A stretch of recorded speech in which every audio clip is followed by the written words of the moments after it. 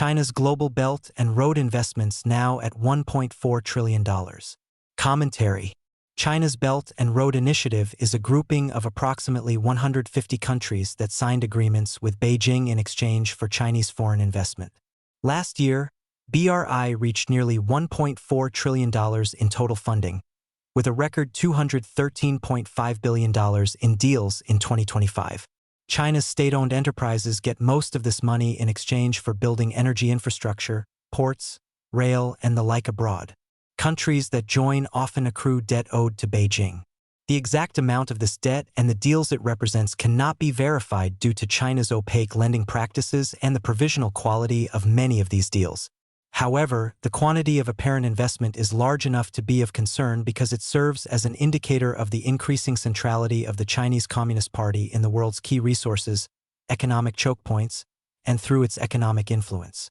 The focus of Belt and Road investments in 2025 was on creating energy alternatives for countries like Iran and Venezuela, which are vulnerable to U.S. interdictions. This includes major new Chinese investments in oil, gas, and coal. The Belt and Roads investment in the exploitation of hydrocarbons increased from $3 billion in 2024 to $51 billion in 2025. In the non-energy sectors, the biggest recipients of BRI investment were in metals, mining, real estate, and technology. Metals and mining investment reached almost $33 billion, including copper used for artificial intelligence data centers. The BRI's biggest megaprojects in 2025 were a gas development in Congo and a petrochemical plant in Indonesia. The Belt and Road is a signature project of CCP leader Xi Jinping.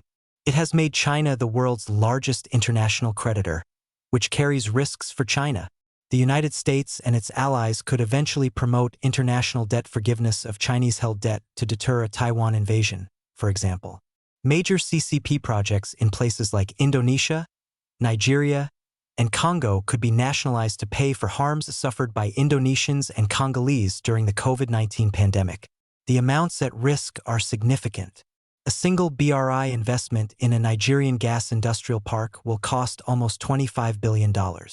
When the project started in 2018, armed groups emerged around the project, and Saudi financiers withdrew due to the risks from terrorism and criminality.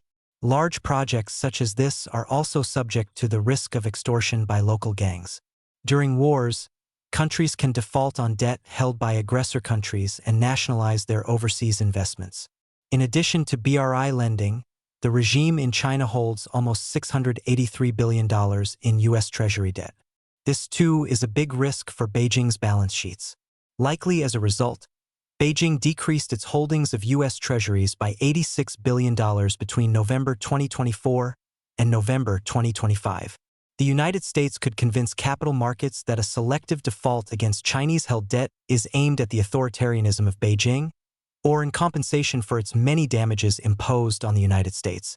In that case, a default specified against China only could have little impact on U.S. interest rates.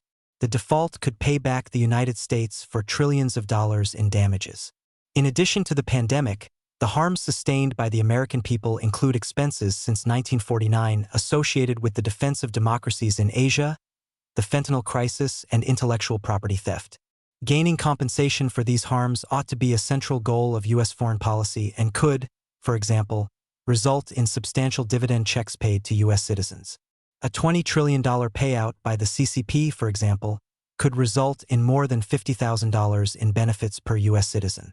Large U.S. corporations that stand to benefit from trade with China would be against demanding compensation from Beijing, as it would likely end their lucrative trade relationship with the country. These corporations have immense influence over both political parties in Washington, D.C. This is likely why politicians of both parties have not tried harder to obtain compensation for the trillions of dollars of damages inflicted by the CCP on the American people. That leaves Beijing to use its economic influence to create more problems for the United States, including the promotion of an alternative world order with the CCP at its center. This would replace the global order built by the United States after World War II, with Washington, D.C. and New York at its center. Global institutions like the United Nations, World Bank, and International Monetary Fund are being slowly taken over by Chinese diplomatic and commercial influence.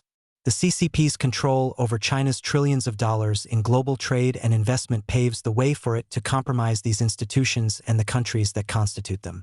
The CCP has multiple routes it could take to control international governance, including the complete takeover of these institutions or the creation of new institutions in Beijing and Shanghai, for example, to take their place. China's trillions in international trade and investment could pave the way for CCP hegemony globally, or it could be captured to pay back citizens around the world who suffered harm due to the CCP's negligence. And worse, the United States and our allies could today take tougher action against the CCP to save America and democracy, but it would take an act of particular foresight and political will.